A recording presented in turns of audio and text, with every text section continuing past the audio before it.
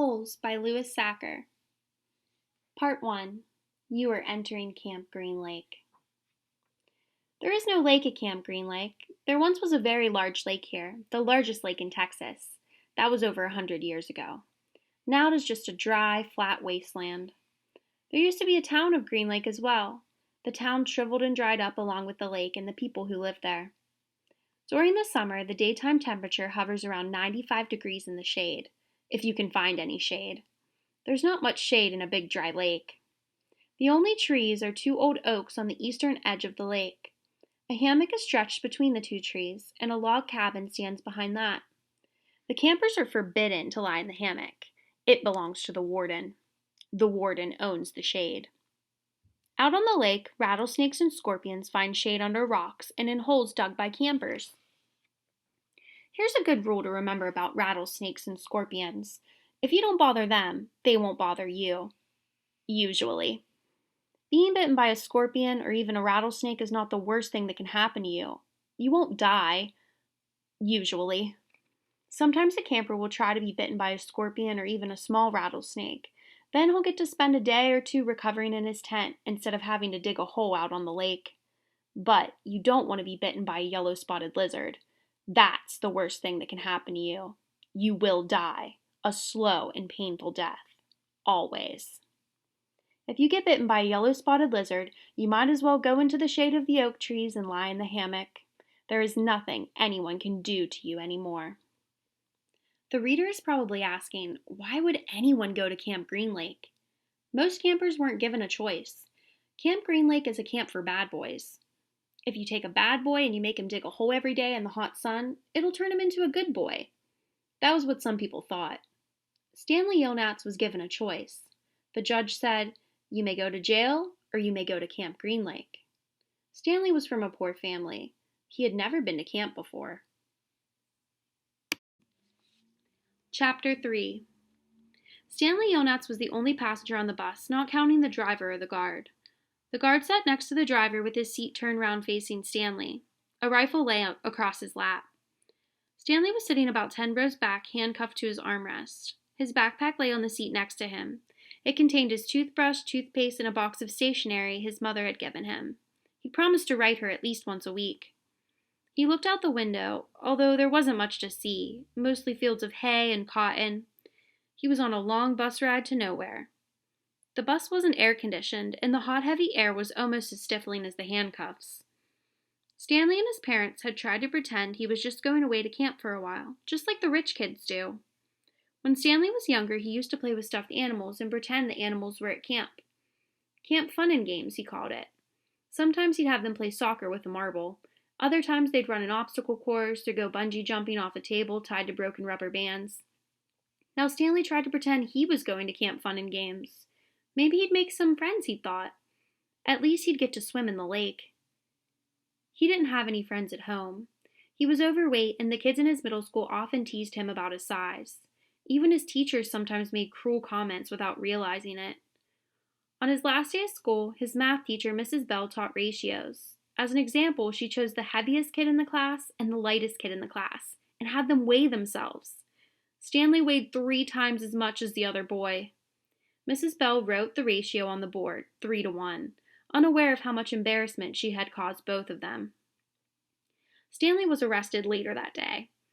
He looked at the guard who sat slumped in his seat and wondered if he had fallen asleep.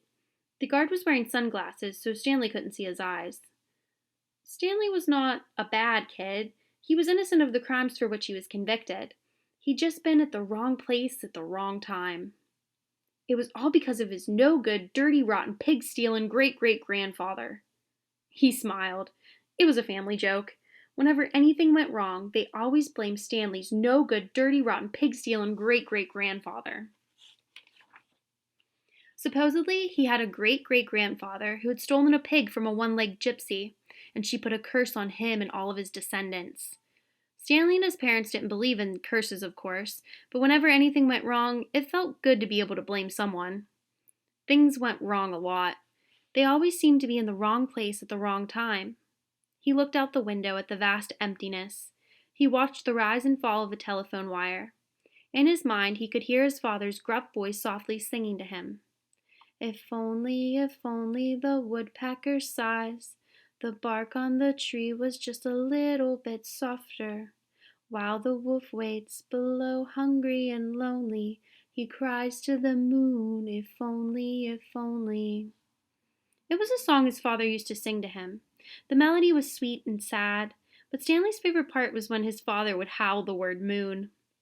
The bus hit a small bump, and the guard sat up, instantly alert. Stanley's father was an inventor. To be a successful inventor, you need three things: intelligence, perseverance, and just a little bit of luck. Stanley's father was smart and had a lot of perseverance. Once he had started a project, he would work on it for years, often going days without sleep. He just never had any luck. Every time an experiment failed, Stanley could hear him cursing his dirty, rotten, pig-stealing great-grandfather. Stanley's father was also named Stanley Yonats. Stanley's father's full name was Stanley Yonats III. Our Stanley is Stanley Yonats IV. Everyone in his family had always liked the fact that Stanley Yonats was spelled the same frontward and backward, so they kept naming their son Stanley. Stanley was an only child, as was every other Stanley Yonats before him. All of them had something else in common. Despite their awful luck, they always remained hopeful. As Stanley's father liked to say, I learned from failure. But perhaps that was part of the curse as well. If Stanley and his father weren't always hopeful, then it wouldn't hurt so much every time their hopes were crushed.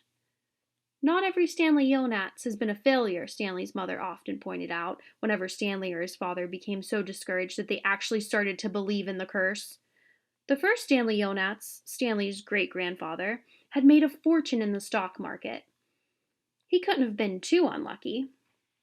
At such times, she neglected to mention the bad luck that befell on the first Stanley Yonats. He lost his entire fortune when he was moving from New York to California. His stagecoach was robbed by the outlaw, Kissin' Kate Barlow.